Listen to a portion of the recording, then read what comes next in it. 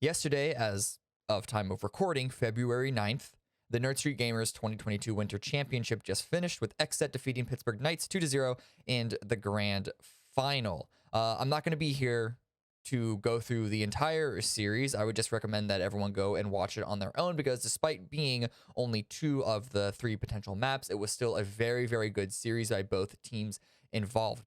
Instead, what I want to do is take a look at a couple of rounds from each map that I found particularly interesting, had some fun things going on, and I decided it would be fun for us to go and take a look at it, closer look, and really break it down. The first map, of course, as mentioned, is Bind. This one was picked by the Knights, most likely because XSET had already banned Ascent, which really should be the name of the game for anyone going up against the Knights. Their win streak on that is absolutely insane. But looking at both teams' approach to this map, there is, of course, a huge difference. 4 of the operators are the same across the board: Viper, Astra, Sova, and Raze. But it's these bottom 2 on both sides that's the main difference. XSET is going for a double duelist setup, whereas the Knights are going for a more standard composition that you will traditionally see most teams approach on this map, where in this case ban is on Sky, but generally you can have KO either. You just want your secondary fragger, duelist, whatever, to have a flash, whereas XSET have 0 flashes, and there are naturally a couple of rounds that does come into play. Ultimately just comes down to the Knights prioritizing a couple of different pieces of utility, whether it's information gathering with the Wolf, or of course the flashes with the Hawk, and of course the Jellyfish for that extra bit of information when the Sky ult is up. Whereas XSET, they just want pure raw damage, and honestly, when you have a player like Cryo on your team, doing anything else is really just a disservice to the tools that you have in your toolbox. So the first round I wanted to look at was round 11 from Bind. The Knights are already up 6-4. Their attacking side executes have been really, really slick a number of different rounds. And on this round, both teams, it seems right off the bat, are going to be putting pretty big emphasis down long B. Now, Def has already stuck himself in the cubby right next to the teleporter multiple times. So of course the Knights are going to be looking for that right off the bat. Ban is going to be spotting him crossing over, and you have a member cornered, you have shock darts, you have a lot of tools at your disposal to try and clear this individual out. So that's exactly what they're going to do. But it's a pretty big commitment here. And while this is going on, we do have a couple of members that are watching for flanks and are sort of trying to get their own little piece of area of information, but they're not going very aggressively, naturally, because you don't want to accidentally run into another stack, another this or that, right? You got to be safe. You don't just want to give bodies away. But because Def is able to partially take one with him before he gets traded out, this means that all this fighting for long B has essentially just been wasted time. And as you saw, Ban's Wolf still spotted out 2 other members, and this is also when Ziff is going to be using his Roomba to take control of Hookah here. And so now that area is cleared out, at least they have some information on certain areas on the left side of the map. However, because of how safe the players on the A side have been, partly because they haven't been able to get a lot of information due to the big old Viper's Pit in the middle there, but also because they weren't taking a lot of Showers control, even though the Knights are moving over to the A side of the map off of a gamble that a rotate did come in, this is still a pretty blind rotate.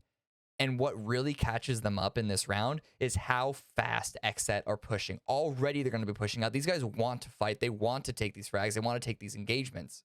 And because they are moving so quickly with the slow pace that the Knights are pushing in towards the A side of the map, you're going to see how that's going to put XSET into prime position to just collapse on them from the backside.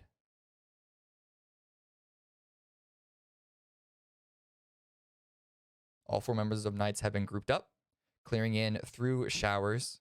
It's going to be a pretty basic clear. However, getting out of Showers is going to be the big problem, because Zekin did not rotate over, which is what I think the Knights were hoping happened.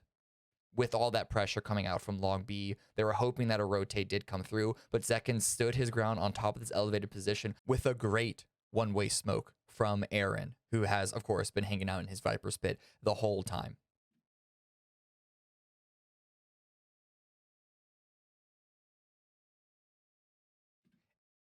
And you can see, because these members have already cleared all the way through mid, this gives Aaron the opportunity to recognize, hey, I can just focus over here. So now they have a crossfire set up onto that area.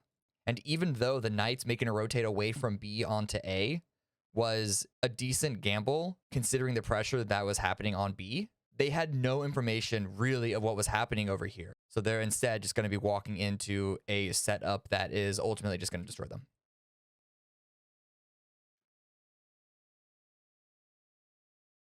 Look at all this utility that's still available. Everything is being thrown into that corner, even pushing out through the grenade, through the snake bite, is just absolutely terrible. And the clock has been run down so late as well. It's just disastrous. They're getting a couple of frags with it, but ultimately this is a round that was controlled from the very beginning, essentially, by XSET. All off of one kill, really. Def getting that one kill before he went down is what started this entire thing.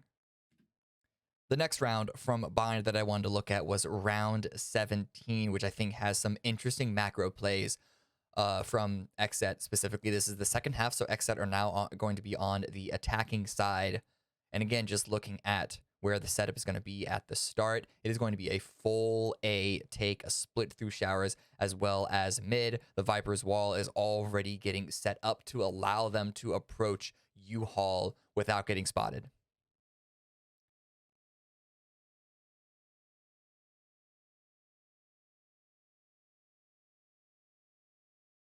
Little bit of delayed start, and Def also catches a lot of aggression coming into showers, which gives the other side of A the opportunity to finally push through that wall, make their way into U-Haul. Good dodge by Cryo to dodge all those shocks, keep his health active. But now this is a little bit of a standstill, and they should know.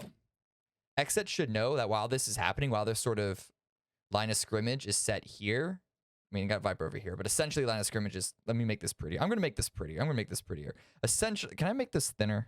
Yes, I can. Essentially, the line of scrimmage is like this. And they're a bit of a standstill because there's just a lot of utility being played back and forth. But while this is happening, they know that a rotate is either coming from this way or this way. Worst case scenario, it's this way, of course, because there's only one individual trying to protect that. And they're currently focused on, of course, aggression coming out from showers. So there's a little bit of pressure on XSET to actually get things rolling. And as we can see, a couple of shock darts come out. But here is the key thing. The fact that Def goes down here, now suddenly there is zero control in this area. This is all, let's make this blue for Defender. This is now suddenly all blue. That's gross. Suddenly all blue control. It kind of looks like this.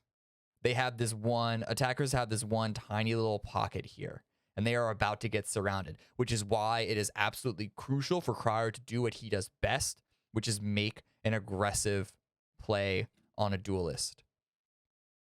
They know that Sova is here alone on the side, and this is a crucial headshot that he's able to get with his ultimate, also able to pick up a rifle, so they all have 5 rifles, and now suddenly with that single player removed, it is a 4-on-4, but things look totally different from where they did just a few moments ago. Now the line of scrimmage that we're looking at, it's not this. Give me my pen. It's not this. That line of scrimmage is now this. Because, of course, Cairo is clearing this area. And so he's able to spot out guys. They're rotating in through attacker spawn. We know that they're on this side. So in a way, the sides have essentially swapped, where the attackers are on the defender side, the defenders are on the attacking side, and the spike has been planted.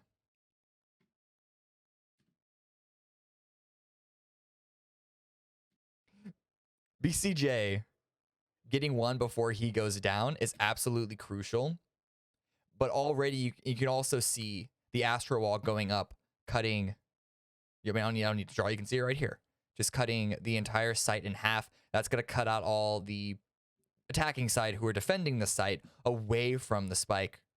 And that just means that they have fewer areas that they need to worry about. But this next moment really shows essentially a big skill gap that has allowed XSET to win this map, win this entire series. Because Scuba, while trying to shoot out, is trying to clear out the area, shoots out a snake bite, and Zekin just stands in it and takes the fight, knowing that this is an absolutely crucial kill that he needs to get. Because if he takes this, if he dies here, or even just gives this position away, suddenly Aaron is in a world of hurt hanging out in this corner. So Zekin needs to stand here despite being in a vulnerable, hey, look at that. Look, words are here. In a vulnerable position, no cover, out in the open, needs to take this fight and is able to get the win. And now, because of that, oh my God, again with the terrible, oh God, this is all disaster. And even though Zekin does go down to Frosty, as Frosty is trying to push forward, this 2v2 crossfire with the spike having ticked down, Aaron is still in such a safe spot, strictly because the opposing Viper got taken down in this corner before being able to take over any more ground. And of course, a post-death paint shell doesn't hurt. So I thought that was a very fun round, showing how you need to make aggressive maneuvers to take over map control and take over ground when you find yourself being cornered in. And even if you are not necessarily part of an engagement elsewhere to literally trade with a teammate going down, you can still sort of trade resources in a sense, in the way that Cryo went to take over the defender side by taking out Gangsta. I wanted to look at a couple of rounds from Breeze as well, and again, you can see similar but still very different team composition from both sides. Viper, Sova, and Jet are, of course, the literal mirrors. I think we can consider KO and Sky parallels to each other, if not direct mirrors, because while they're not the exact same operator, they fit very, very similar, if not the exact same roles. The one key difference here is the Astra on the side of XSET versus Chamber on the side of the Knights. And once again, the Knights, they're playing the more standard composition. You don't always, or really ever much, see a double controller composition on a Breeze, but XSET have been favoring that recently. While watching this map, I wouldn't necessarily say that the extra utility coming in from the double controller helped them out. At least that's not the reason why they won. The reason why they ended up winning this map is just, once again, they outplayed a lot of clutch rounds coming out from individuals, especially Cryo, but Aaron as well. Both of them, numbers by the end were lights out, amazing. It was a slow start, but they got there in the end, and that's really all that matters. But either way, they still brought in double controller into this map, which of course has an effect. Now, the rounds that I found the most interesting actually happened towards the end, and this is after the Knights have already been on map point for quite a while. XSET have only gotten 2 rounds in a row, as you can see in the scoreboard in the middle of the screen, and they have a lot more to go, and of course, in retrospect, they do end up getting them. And we should also note in the interview at the end of this match, Zekin did say that at this point, especially because they already had a map under their belt, they were comfortable on map 3. They just said, you know what, or Zekin just said, you know what, everyone just go have fun, frag out, let's try and come back into this one. But no worries, if we end up losing this map, we still have Icebox coming up that we're confident we can win, so let's have fun. They go absolutely bonkers, a number of amazing plays. Cryo at this point has fully waken up. It was a very, very slow start for him. He started to wake up a little bit at the beginning of the second half, but at this point he is bombs away. And Aaron, of course, has been good the entire map. He's basically the only player who's really kept them in the position to even mount this comeback to begin with. So nearing the end of, it's not freeze time, I suppose, but pause time, you can see that the Knights on the attacking side are going to be putting all of their eggs towards A, and a lot especially here towards hallway. Frosty with, of course, the tour de force out, trying to take space, trying to take ground, but nothing's really coming his way. The smokes from Astra that XSET brought in, of course, with their second controller, is stalling them and keeping them from taking a lot of ground. And they're just stalled out here in this one corner for so long, not able to take any ground. Def is playing this well as well. He's not overcommitting. Some information coming out from the Owl drone, but again, just 0 ground taken, and it's already at a minute left on the clock. So the Viper wall on the attacking side is going to finally go down, which is going to attempt to sell a push onto A. They kind of push in towards mid. I don't know if this is an attempt at a fake, sort of like a ring around the rosy fake that they're going to fake it out, because they do eventually go back to A. Part of that also could just be the lack of information onto the B side of the map, or even just time concerns. But it's going to be a split attack on A coming in from mid. And even though Cryo, you can see, even though Cryo is hanging out here going for information, he has to cover so much ground. He is going to miss this area. He's really just here in position in case the full rotate did come through. And he's in great position to get one and then just dash away.